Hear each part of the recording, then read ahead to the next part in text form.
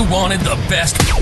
You've got the best podcast. The hottest podcast in the world. The Chris Voss Show, the preeminent podcast with guests so smart you may experience serious brain bleed. The CEOs, authors, thought leaders, visionaries, and motivators. Get ready. Strap yourself in. Keep your hands, arms, and legs inside the vehicle at all times, because you're about to go on a monster education roller coaster with your brain. Now, here's your host, Chris Voss. I'm Moses Voss here from thechrisvossshow.com. Ladies and gentlemen, our only things that makes official, welcome to 16 years and 2,800 episodes of the Chris Voss Show. We just crossed over into 2,800 on our way to 3,000 this year. We probably should hit it by, March? April, probably. Anyway, guys, make sure you refer the show to your family, friends, and relatives. Go to goodreads.com/Chris Voss, Facebook.com, LinkedIn.com, YouTube.com/Chris Voss. You can add that to the end. You'll get me every time. We've been there since 2008. Opinions expressed by guests on the podcast are solely their own and do not necessarily reflect the opinions of the host or the Chris Voss Show. Some guests of the show may be advertising on the podcast, but it is not an endorsement or review of any kind. Today's featured author comes to us from bookstolifemarketing.co.uk.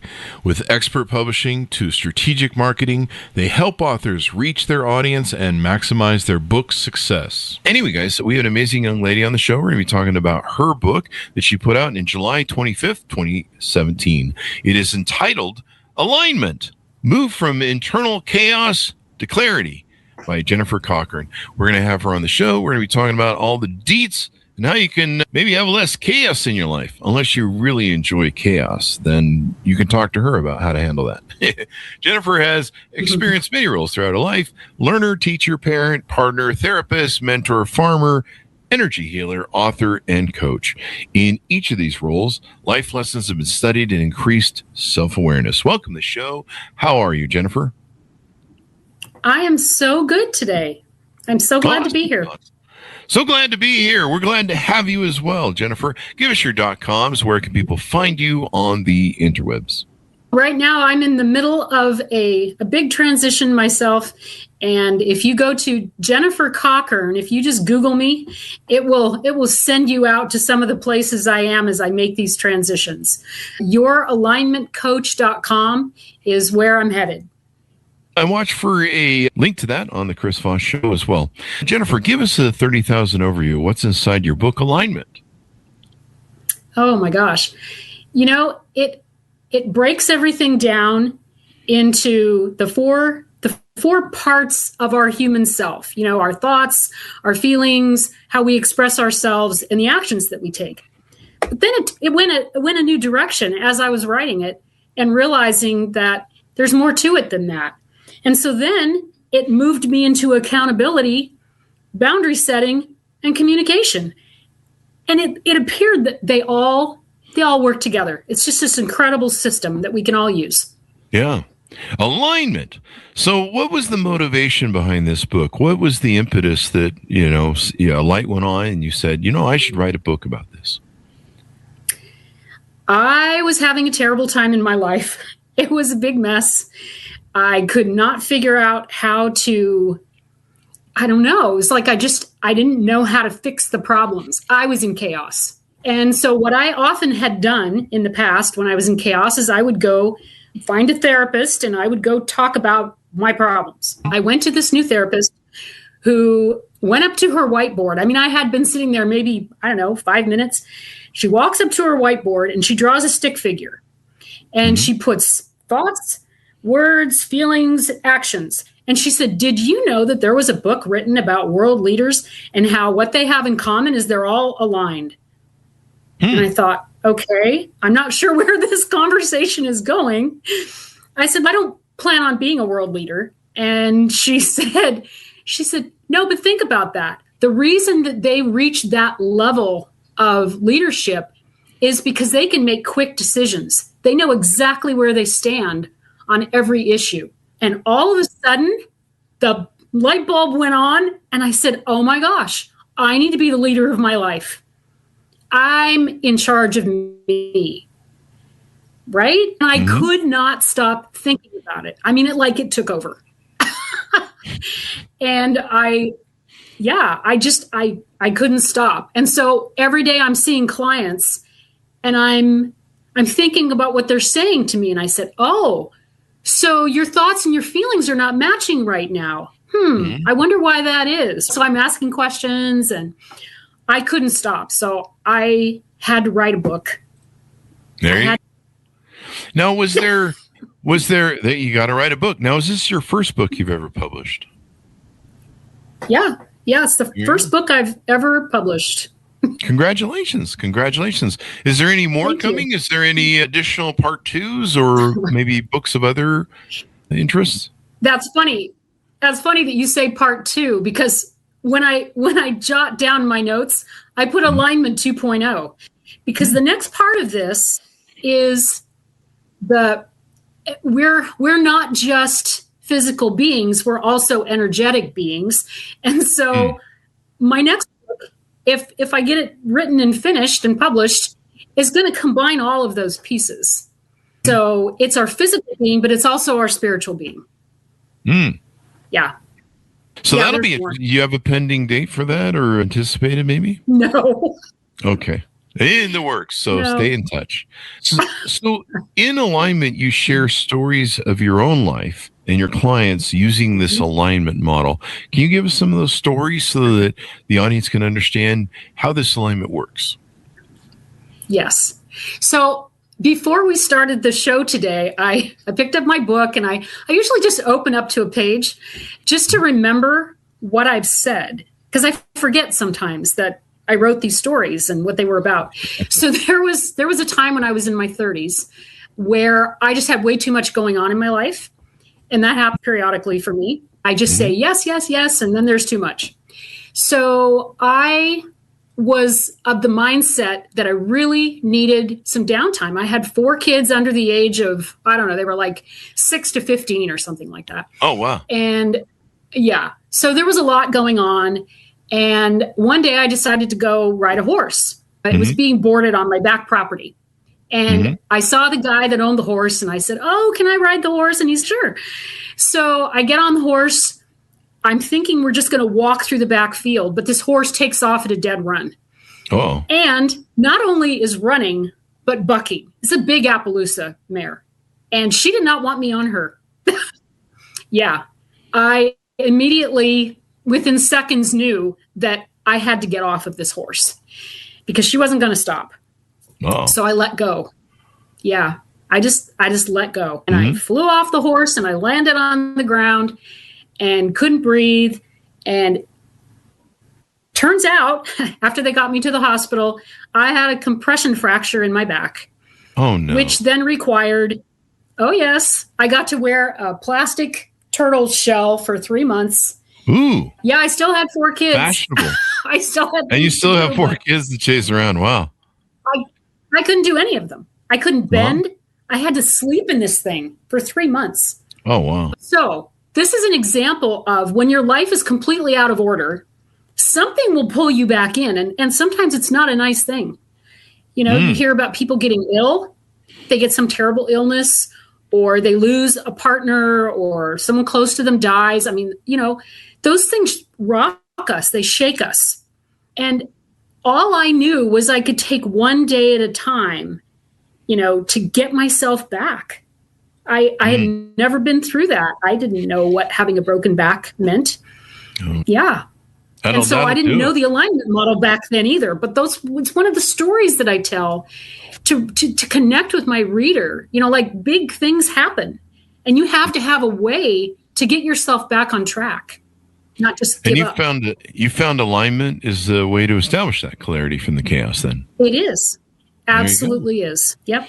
You help. How long have you been doing this coaching thing and helping clients and helping them improve their lives? I volunteered to help women way back in my 20s, early 20s. Women that were having new babies and were frustrated and didn't know what to do. And I would go and be their coach and their cheerleader. And then later on, I decided to go back to school and get a master's degree in counseling. So I just recently retired from that therapy, 28 years of being a therapist. And I decided that I didn't feel like I was ready to quit working and being of service. So I decided to switch into coaching. Yeah. So it's brand new, just getting started. Yeah. Brand new, just getting started, but helping people, chaos is we need things to be able to bring us down into moments of clarity and be present. One of the things I'm always struggling for, especially with severe ADHD, you maybe have worked with some clients with ADHD, squirrel, being present, being able to stay focused, not being distracted, really hard. I've got a little device I use that's got a timer on it that I bought off of Amazon, and so when I want to stay on task and not get distracted by just bells and whistles thing, I set my timer and I focus on being present for those moments, doing the task at hand. And anytime I get ding or a bing or whatever sort of thing, I go, hey, yeah, you're on the timer, you're on the clock. You don't get to. Yes. Need to see what's going on. If nuclear bombs got launched, that's just going to be it anyway. So you're not going to, it's not going to help you to check and find that out. That's true. That's true. Yeah. And if it's not nuclear bombs, maybe it's not that important. It can wait. Well, and they're not happening in your yard. True. There's another, That's true. Before I said that I had sort of made a connection between accountability, boundary setting, and communication.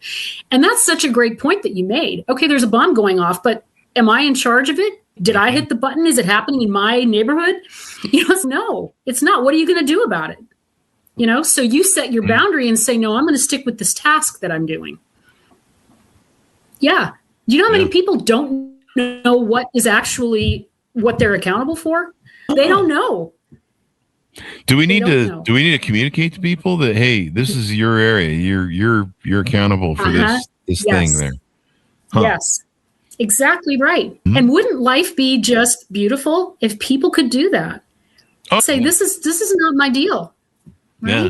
Self-accountability seems to be the biggest problem we have, and competition, victimhood is just everywhere and so huge. Like there are people fighting each other to be over who's the bigger victim. I'm a victim. No, I am. No, I'm more of a victim than you are. It's like a fist fight nowadays. Right. And what if it isn't about being a victim? What if it's about you've made choices? Every one of us has made choices. What? We start making them when we're babies. We make choices. Oh, you mean I have to be responsible for my choices? What kind of operation is being run here? I didn't get that memo. You don't have to. You can be a victim instead. That's true. Yeah. It's true. And blame it on everybody else. Everything has consequences. And it sure does. Everyone gets tired of I remember going years ago to what was it? It was Tori Amos. She's a pianist, singer, and a great musician. And I went to one of her concerts, and she told the story about how she went through a period of her life where she was being an incredible victim. And one of her friends, she had this moment of clarity. She told the story from stage. She had this moment of clarity where one of her friends went to her and said, we're tired of the bitching, moaning, and whining. Get off the cross. We need the wood. And basically the implication of that is you've put yourself up on a cross all by yourself. We really need the wood, and we need to move forward on constructive stuff, and you're just holding everyone back. And so she gave that story as a clarification of I was putting myself up on a cross, claiming I was a victim, and woe is me, and the world is doing this to me. People just sit around going, yeah, we could use that wood for fire and cooking, and you nailed yourself up there. Like you did this to yourself, and so that's how she learned how to avoid victimhood. Absolutely, and between accountability and communication comes boundary setting. I mean, I'm from a generation where nobody set boundaries. Like everybody's, especially women, they're busy just being nice. They don't want to upset anybody. And they, women communicate really strangely. And so women that are clear, women that are assertive, they get called all kinds of terrible names. They do. And men don't want to set boundaries because then people think they're mean or they're being aggressive or, no, it doesn't have to be that way. But I didn't learn what a boundary was till I was 40. That's pretty pathetic. Yeah. I think in my but 40 once years, I learned it, yeah. Yeah. I was like, oh my 40s when I gosh, learned this about is boundaries. really important. Until then, the only boundary I was ever setting is, why don't you go F yourself to people that piss me off? But There no, you go. boundaries are much There you more, go. boundaries are probably much Yeah. more healthier. Don't do that, folks. Don't do Well, it. they are. And you don't have to wait till you're angry. That's the other true. beautiful thing. So you asked what's in my book. There are chapters just about emotions. Like, what are they for? Why do we have them? You know, emotions are information to us, not to anybody else. Okay, like young people now are saying, you should know what I'm feeling. So, no, that's not my job. That's for you to know what you're feeling and then communicate it. You know, like that's your feeling. That's your experience, not mine. You can share it with me. I'm happy to hear it, but I didn't put it there. I didn't, you know. Nobody makes anybody feel anything. Oh yeah, totally. Nobody, you know, there's a lot of people that have that misconception that the other people make me feel stuff, or I feel stuff because what other people are doing to me. And people don't realize feelings aren't reality. They're only reality to the person who's feeling them. Feelings are not reality. They're not logic and reason. I mean, I can look at the sunset and have a feeling of, wow, this is really beautiful and nice. Someone can look at the sunset and be like, oh my God, the world's ending. The sun's disappearing. It'll never come back. You know, and that feeling is valid for them. Very different emotion. Completely illogical to the fact that the sun sets and rises every day. Last time I checked. I mean, I haven't checked in the morning lately, but I'm pretty sure. But again, they're very different systems, right? Yeah. Where we feel and where we think, they're meant to work together, but they're not the same. Yeah. They're not the same part of the system. Just like your liver is not your kidney. Yeah. You know, like they're supposed to operate as a system. Vodka. I was just joking. I was thinking of a vodka joke of if you're drinking a vodka, they don't work together anymore. I've seen those movies in the morning. And that's why we don't drink anymore, kids, because hangovers are awful. Anyway. Yeah, but you bring up a good point. Can you give us a definition of what boundaries are? Because like you and I, we didn't discover till later in life. No one let us in on this boundary secret, so we got walked all over probably most of our lives. Tell us what boundaries are, and let's help educate some more people. Okay, so a boundary, we have them when we're tiny, tiny, tiny. If somebody goes to touch a very young child and they push you away, that's a boundary. Says, I don't want that. I don't like that. You know, you go to feed a baby like with a spoon and they cover their mouth or they spit it out at you. Yeah. So we correct that behavior because we don't understand that they're just giving us information. They don't like it. Okay, so what? So they don't like it. Big deal. Move on to something else. So because that gets shut down from the time we're little, we don't realize that we have our own system and get to choose. So I'm in my own sovereign system. You're in your own sovereign system. And that is why communication comes after boundaries in that order, right? Accountability. I know it just happens to go A, B, C, but it's just luck that happened. Accountability. Is it mine? Yes. Whether I want to eat something, that is definitely should be mine. Right? If I don't like it, I can set a boundary and I can say, no, thank you. That isn't something I choose.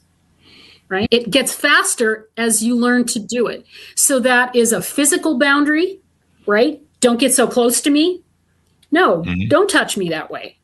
A verbal boundary, an emotional boundary. People, they take it. They just take it and it's hurting them.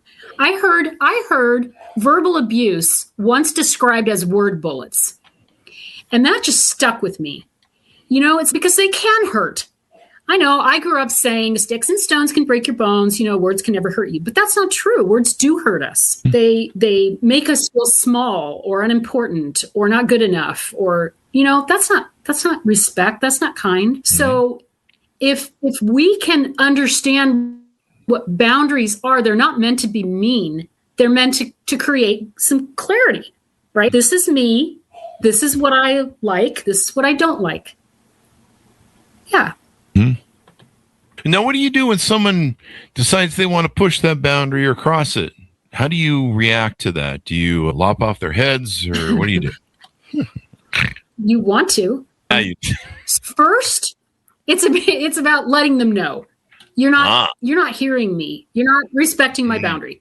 If they continue to do it, honestly, I think you create distance with that person. It means you don't hang out with them either at all or for only short periods of time. You don't give them access to your deeper self because you can't. They've shown you that they can't be trusted. And if they want to change, they can, but I can't make them change. Mm-hmm. I mean, I've had family members I've had to create a lot of distance with because they just kept doing it. And I didn't like it. And so you let them know, hey man, you crossed the boundary. Do you provide a penalty at that point where you're like, I'm leaving you, or I'm never talking to you again, or how do you escalate maybe the boundary violation? As you know, and there's some people that they're just kind of broken in the brain, and if you give them a rule that, you know, like my dogs kind of have that. I'm raising a puppy right now. You kind of have to go. You know, he's a big dog, so he's as full size as my 8-year-old dog at 8 months. And he looks like a big dog. And you get angry with him sometimes because you're like, what the hell are you doing? You're a big dog. I told you not to do that. But then you got to go, yeah, he's a 8-month-old puppy. You know, he doesn't look like a puppy. That's right. He's still learning. A puppy. So what you do with your puppy is you repeat consistently. You can't do that. No, my daughter has a Connie Corso that is not allowed to come in the kitchen. So he tries, but he has to stop at the line that he has to stop at because he's big and he knocks people over. Yeah. You gotta it's rules. It's not saying that I don't care about you as a person. I'm saying I care about me and how you are impacting me. Okay. See, that's where we get into this whole thing about, you know, are you being selfish if you set a boundary to maintain your own being? Yeah. You know, and we're right there right now trying to decide, you know, if we are supposed to be honoring ourselves. You know, what does it say spiritually in Christianity? You know, love thy neighbor as thyself. Not instead of thyself. That's not what it says. So if I'm loving me, that allows me to then love others, but not instead of. I know. It really breaks the rules, doesn't it? Let me ask you this though, and you know, correct me if I'm wrong because it's a question, but my interpretation of a boundary will be it does seem a little selfish, but you're also caring about the other person because you're trying to enhance or fix or build a relationship with that person and you care about them. And you're basically saying, look, I care about you, but what you're doing with this behavior is not healthy for me and it's not healthy for our relationship. And therefore, if we want to keep working on this relationship for you and I to benefit from it, this needs to get fixed. And there's some things that are complete deal breakers. I need you to stop sleeping with everyone in the neighborhood because this is kind of impacting our relationship. And it seems selfish. They're like, I'm having fun. You're not. That's your problem. But you're like, no. But it hurts you. That's the point. It hurts you to share someone with everyone in the neighborhood. You know, if that's your position. Are you saying I'm wrong? You make a great point. I've had to say to people, I don't feel safe when you do that. Like emotionally, I feel like I need to go hide. You know, I grew up around some really mean people. And so I learned to stand there but shut down. And I don't like doing that. I like to be fully present and engaged. So I need for it to be a safe environment. You know, like you said, how somebody speaks to you or how someone shows up around you. And if they can't do that, you're sharing it with them because you do care. You want to see it change, but you don't have the power to change it in them. You only have the power to communicate and express what it's like for you. Yeah. So I say it's self-care, not selfish. That's just the shift that I've made. Yeah, and I would agree with you. It's self-care, but technically, if you're in a relationship, not really but why am I saying but? Because but's usually contrary. If you're in a relationship and that person is supposed to care about you, they're supposed to have a vested interest in your well-being and in the relationship that the two of you have. That's you're helping communicate to them in your best interest. There's few things that make me more mental when I hear someone say, I need the other person to read my mind in the relationship. They should just know what's wrong. And you're like, and have you ever been on the other end of that relationship where then you got to go play 20 fucking questions going, was the socks on the floor? I didn't pick up the underwear. I didn't wash the dishes.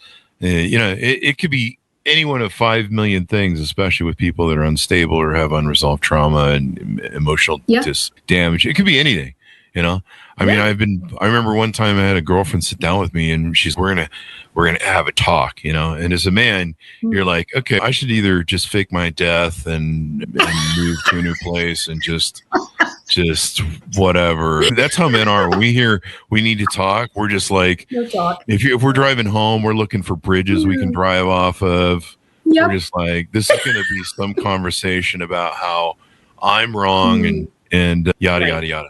And it's always like a breakup sort of ultimatum extortion plot. It's a manipulation. Yeah, that's what you're saying. Yeah. I love you, man. You are awesome. Thanks for calling that one out. I was trying to be nice, but it is a manipulation. And 9 times out of 10, it's usually to get them to do something. So I remember that is just BS. Sometimes it has to do with something else that they don't even tell you. So I remember one time I had a girlfriend, she gave me this call at work, we're going to talk, we go home, and I'm just like, fuck. I'm like thinking, is there a bridge somewhere nearby? And so I get home, and Chris, we're probably going to have to break up. I'm like, okay, what's this about? And she's, you run 3 companies that are multimillionaire companies. You have hundreds of employees. But in the morning, when you go to work, you leave your socks on the floor and your underwear. You have to take a shower. And this is my most heinous crime with every girlfriend I've ever had, evidently. Because I'm like a great boyfriend or husband if you talk to anybody in the first 6 months or 3 months. And then after that, everything goes to hell. And I don't change, so I don't know what's going on there. But so, yeah, it was socks and underwear. This is the crisis point of ending a 2-year relationship. Yeah.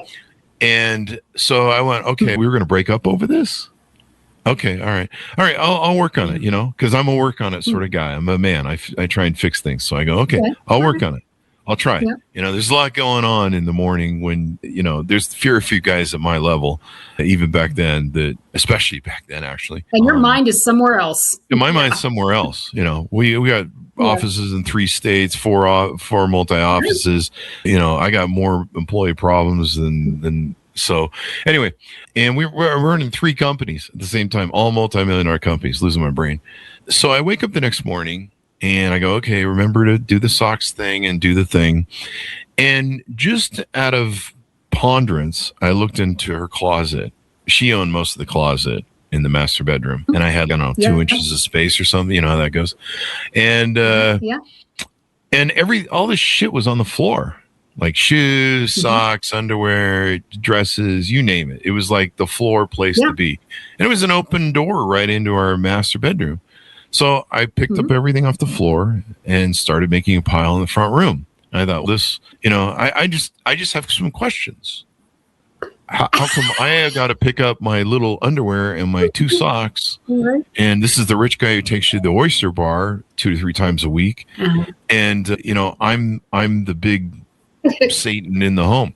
Then I go I just happened to peek in the daughter's bedroom. She had this cute little 3-year-old daughter. Mess everywhere across the floor. So I pick up everything off the floor because I'm a good partner, and I add that to the pile in the front door where I placed everything. Then I go into the son's room, who's 11 years old, and pick up all the shit that's in there. And then I take the time to hand count everything. It was 130 items that were on the floor from everyone, and 4 of those none of them yours. 3 of those items were mine. 2 socks, 1 underwear. Okay. And so I put the 3 items of mine next to the 130 pile there and said, and then I left a note saying, explain to me why I have 3 items on the floor and I'm getting the ultimatum to break up. And who picks up all this stuff that you and the kids leave on the floor? Who does that? And she called me laughing and she goes, you busted me. You got me. She goes, I usually pick up all the kids stuff. So let me get this straight. You pick up 100 pieces of kids stuff when you get home from work, but I'm the one that's the Yep. So anyway, pretty wild, huh?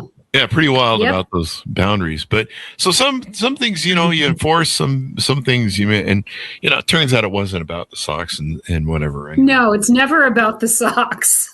Yeah, it's never about the socks. Nope, that's it's not.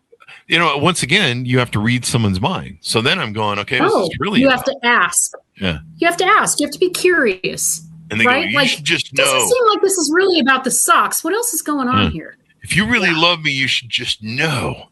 And you're like, yeah, I'm just sitting over here with my Ouija board and my seance, whatever. I'm sacrificing a goat over here. I've got ash burn and got one of those globes. I forget what they're called that the psychics have. And, I'm peering into the crystal ball. Mirror, mirror, tell me what's wrong with her today. Yeah.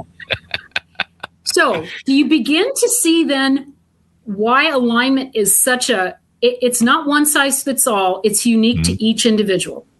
How one person aligns may not be how the next person aligns. And when but it's each person's responsibility to do their own work, not to read the mind of somebody else. If you're curious about what's going on with them, then you ask with curiosity, not with blame. So can I still say what the F is wrong with you today? Is that blame or curiosity? No. Asking for a friend. That's blame. Yeah. Anytime you say you. If you were to say, I'm really confused about what's happening with you. Is that something you can share with me?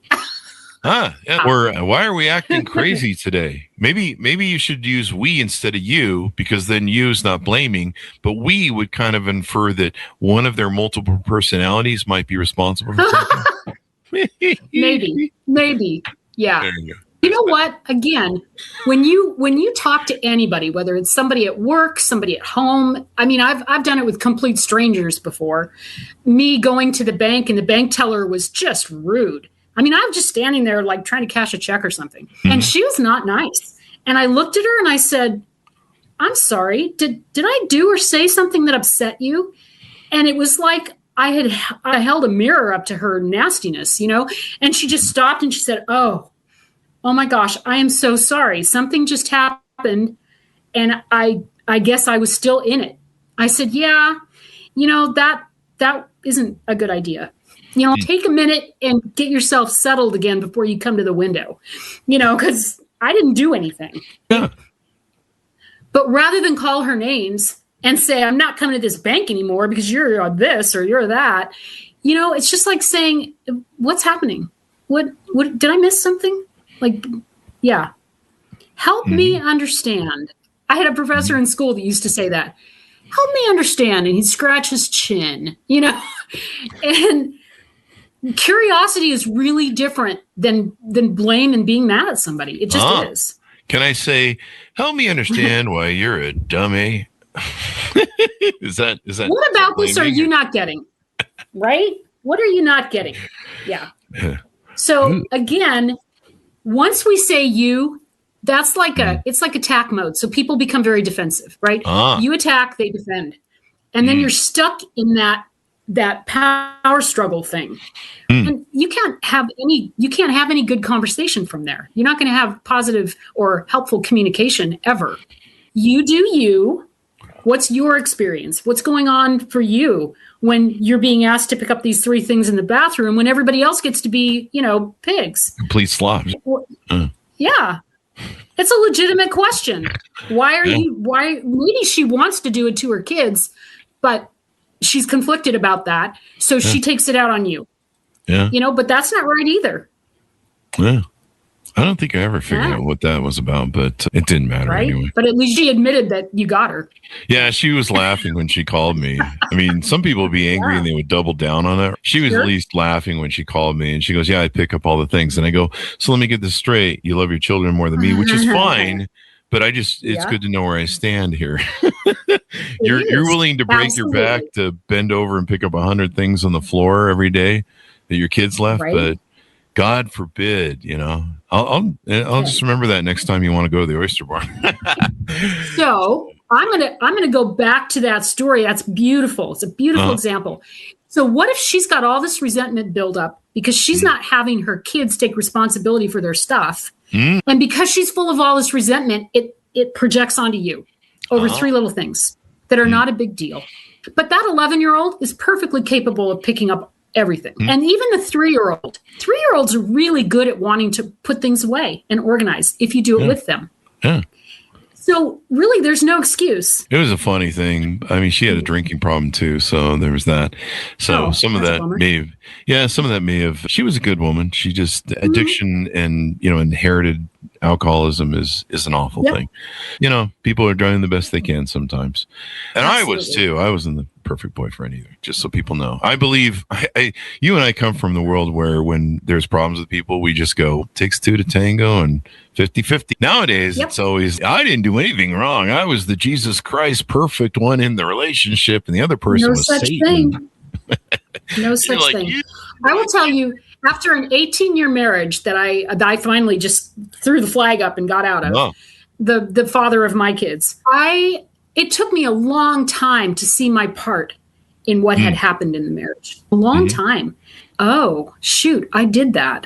Oh, that's the message I gave. Or I didn't know immediately.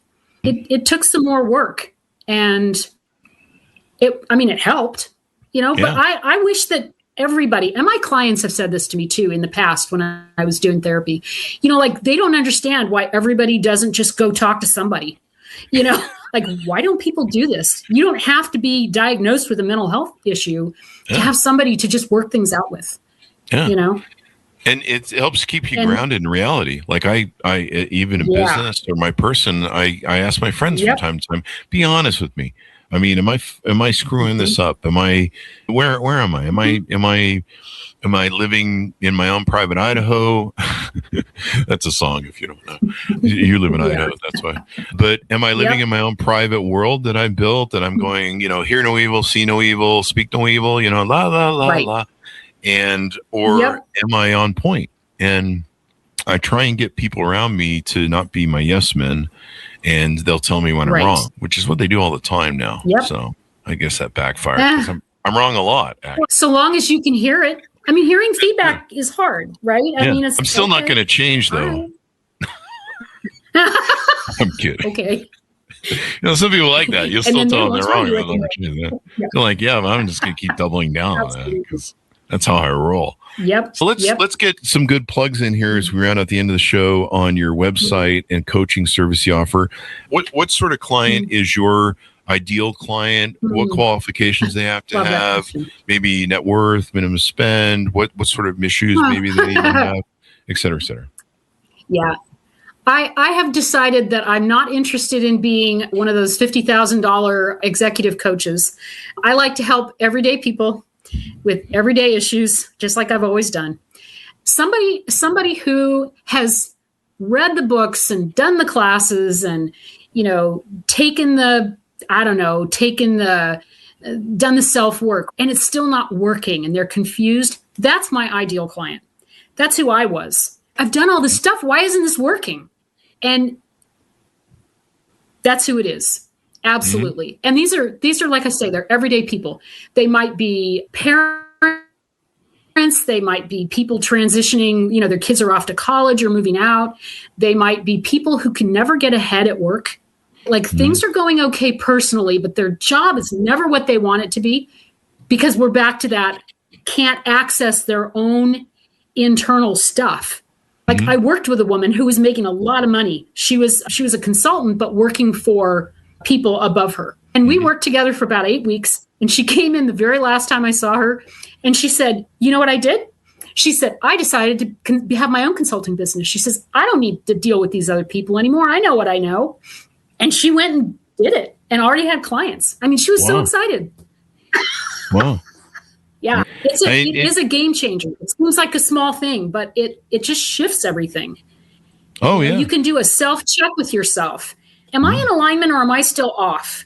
You can feel when you're off because things aren't matching. Have you ever seen those little wooden architectural figures that you can move the arms and legs and the heads? I used to have one of those in my office, and people would say, oh, yeah, I'm not lined up. The head was turned backwards and the arms were going all over. And yeah, they knew. Or they're sick all the time. Yeah. A lot of people will make them sick if they are not self-actualized. Living in chaos is, and some people, correct me if I'm wrong from your experience, but some people, they grow up in chaos. So it's their blueprint that they learn from their parents or their parents' relationship. And, so they have a lot of trauma defense mechanisms from that. They respond. Right. Sometimes what's the trauma response to it? And for some people, living in calmness and peace and alignment, as you put it, feels wrong to them because, they're used to the attention of chaos. They're used to the attention of victimhood, instead of going, maybe if you put the fire out, I'm kind of thinking in my head, you ever seen that meme where there's a dog and he's in his kitchen and the whole kitchen's on fire and he's holding a cup sitting at a table going, this is fine. And that's how kind of people love chaos. The house is on fire, burning around them. He's like, and if they don't have it, they'll create it. Yeah, exactly. Yep. And you're right. Yeah. You're right. And we see that in dating and relationships now. I see that a lot. People will create, I have to feel something. I don't know, maybe if you weren't living in chaos so much, you wouldn't have this drive to go to the extremes. Yeah. And, it's okay to be peaceful. Well, that begins to feel like being alive. Yeah. That survival mechanism that people get into, that's all they know. And so that is life for them. And if it goes away, they don't know what to do with themselves. So, yeah. And I'm a nature lover. I'm dead. I'm bored. I'm bored. You're bored because the house isn't on fire? This is just... They don't know what else to do. Okay. Yeah. I just recently had that with my puppy, this is becoming the Chris Voss Puppy Show. Oh. And I got him at 8 months from a family, wonderful family. They really tried hard with this dog, but it's a husky. Huskies are high energy, high demand. Yes, you've got to have a second husky. You have to have a backyard. Yep. And they didn't have either of those. They had this house that was stuck to 8 other houses, no yard, just a garage. And they kept him in a crate most of the time. And they had 3 or 4 little kids. And I'm sure there's a lot of chaos. And 3 or 4 kids there's chaos. There's a lot of wrangling you got to do with those kids. And young kids aren't good with dogs either. They tend to grab. I don't know. And then they get bit. The dog bit me. And you're like, I saw you grab him with your little fingernails. You just took like a whole fist of fur. And you do that to me, I'll bite you. And boundaries. Boundaries. Yeah. That's my number one boundary right there. Don't bite me. Unless That's right. You don't grab the pets. No. Yeah, you don't grab the pets. When he first came, he was just chaos. He was just crazy. I think he ate like everything he possibly could, and I think he was undernourished, and then threw it up the next day or so. And he was just so desperate for food, and he would literally steal the treats out of my other dog's mouth. If there was a little bit sticking up, he would go steal it. And he was just so desperate, and he was trying to get in everything, and you could just see how much chaos he was used to being in. Yeah. And my home is very peaceful. It's very calm. There's boundaries. Don't bite me, basically. And over the last month, he has slowly learned that it's okay to be calm. It's okay to be peaceful. And we were having food anxiety. His nervous system is calming down. Yeah. His nervous system. Thank you. That's the reference I was looking for. But it is. And a lot of people feel that when they're out of alignment, their nervous system is all jacked up and crazy. Yep. And so over the last month, he slowly calmed down. And what I've had to do is, I used to watch a lot of there's that guy, the Dog Whisperer, and some people don't like him for whatever reason. That's Caesar Milan. sees them a lot. But I learned some really good stuff. And part of it was my energy and how I communicate with him or am around him is really important at setting the frame and the standard. And so even when he's chaotic, I have to try and be peaceful. If he's, I've had him bite me. And when he first came, he had food anxiety. So he was like eating everything. Like, I swear to God, if I gave him a 100-pound bag, he would have ate it that night. And that's not good for anybody. And so we've slowly changed that. And a bunch of my friends, you're never going to be able to get the food anxiety gone. You're never going to be able to leave out food. And I'm like, I've left food out for 25 years with all my dogs. I'm not going to do this feeding crap because this creates food anxiety, the feeding, withholding food. And so I'm like, we'll get there. So it took about 2 weeks. And he just finally realized, hey, these guys are always going to feed me. It's okay. It's safe. We got rid of the crate that he was always being stored in because there's no reason to do that unless, and now he's really calm. He's exhibiting a lot of calmness. Last week, he's really changed a lot to where we kind of have the crazy zoomies, but then the rest of the time he's calm. He can sit. Yeah. And it's healthy for him. It's healthy for all of us. It is. It's such a gift. I mean, what you're saying is that's what you bring. Okay. So if you bring that to your relationships and you bring that to your friendships and you bring that, to your driving on the road. I mean, it doesn't matter where you are, you're in charge of you, right? What are you bringing? So even if somebody else is flipping out, does that mean you have to flip out? No, it doesn't. And when I watch people listen to this idea of being in charge of your own being, your own system, and they get something and they're like, oh my gosh, like it changes everything. It just changes everything. I don't have to be reacting. I can just, I can feel it. I can think about it. I may even want to say something like, this is really uncomfortable for me right now. I'm going to need to step away, and that's okay. Yeah. It is perfectly fine. Because sometimes you're not. I used to do that with my daughter and she'd say, what are you doing walking away? And I said, I told you, I'm not having this conversation right now. Yes, I am walking away. Yeah. You don't have to like it. Yeah. I mean, sometimes you're just not in the mind space for that. And you've got to change gears. I mean, sometimes I've got, I usually have endless, problems of, this needs to get fixed, that needs to get fixed, this is going. And so your brain is in a totally different place. When someone jumps you with like, all of a sudden I've got this. And that's why I always tell people, this is kind of, I don't know, maybe a boundary thing, but I tell people, look, if we need to talk about something that's really important and needs my focus, you've got to, number one, schedule it. Number two, it's a beautiful you can't just jump me as I'm walking out the door and be like, crisis center time. And that's not how this works. And, some of the games that get played with that sort of stuff and delivery of the crisis time is an edge to give a win to them. And they hope you just roll over for it. And so I tell people, but you just did a beautiful job of explaining accountability, boundary communication. Like you don't even realize you just said that to me. You're in charge of your time. You're in charge of how you have a conversation with somebody. So you set this boundary. Don't hijack me in the hallway, right? I want to be able to focus and have time to think about what you're saying to me because I'm sure it's important, right? Like, that's beautiful. That's you being the leader of you. See, bravo. Yeah, I'm learning. I think good at everybody can learn to do that. Yeah, and it's so much. It's so much different. I just have to point it out so you do it. Yeah. I mean, telling people, look, if and sometimes people, one of the problems people have is they play that game where they don't tell you what's wrong, and they just keep loading up the gun, and they're just like the mental gun, and they're just like, and then when they do decide to hit you with an open up about you, you're getting both barrels, right? Suddenly this person is screaming, yelling at you, and you're on the way out the door to work. And this is not the time, number one. That's not. And usually anytime someone is. It's not very respectful. Yeah. So I'm like, you schedule a time, if you need to call it, let's sit down and talk.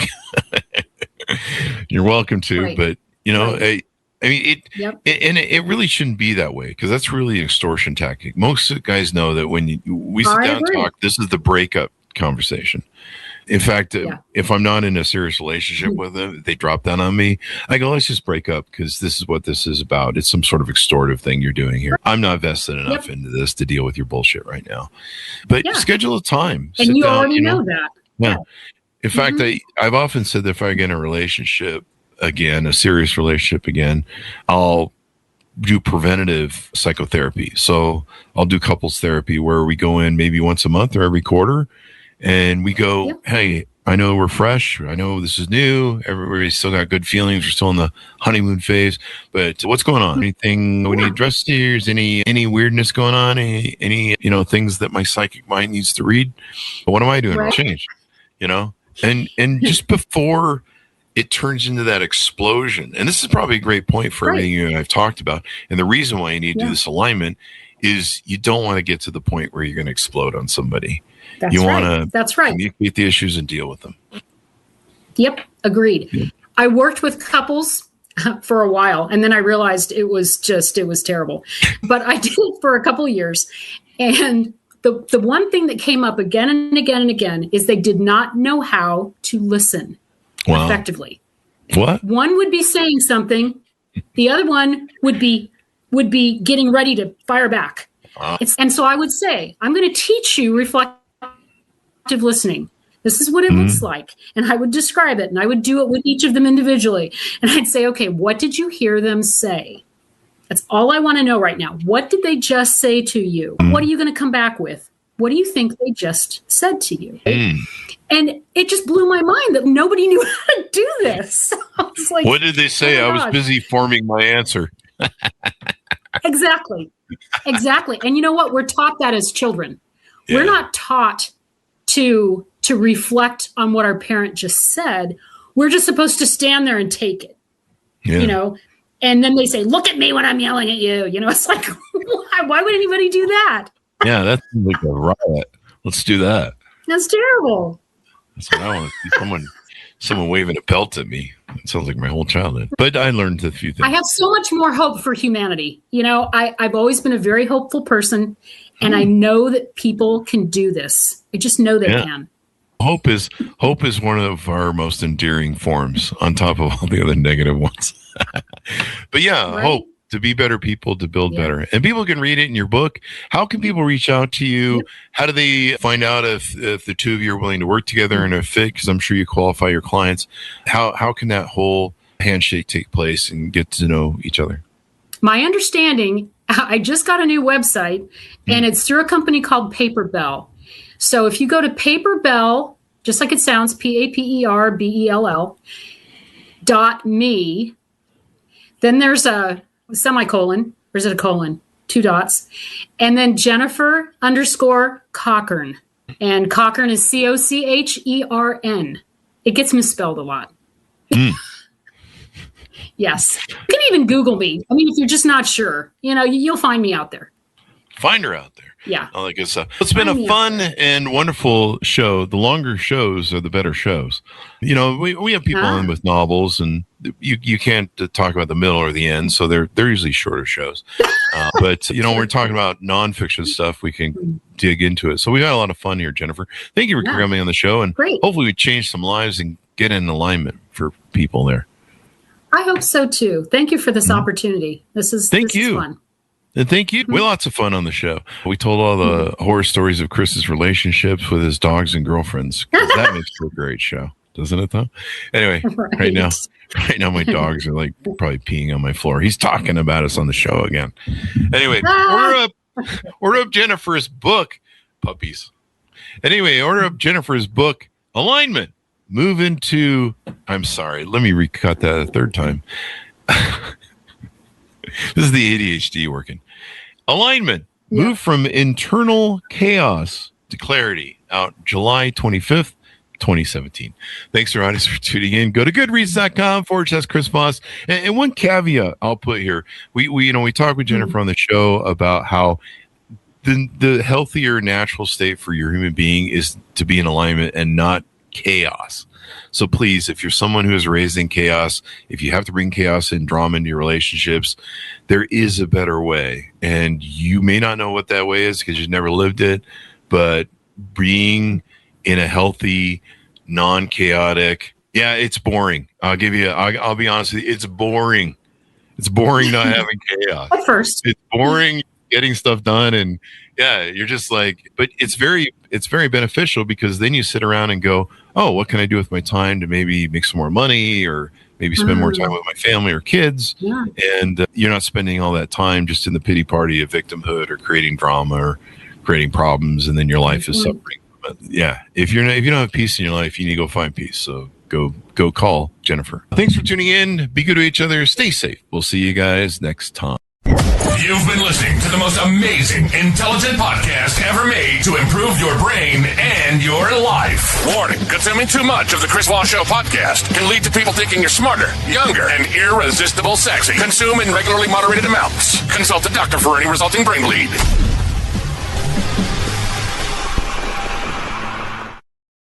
All right, Jennifer.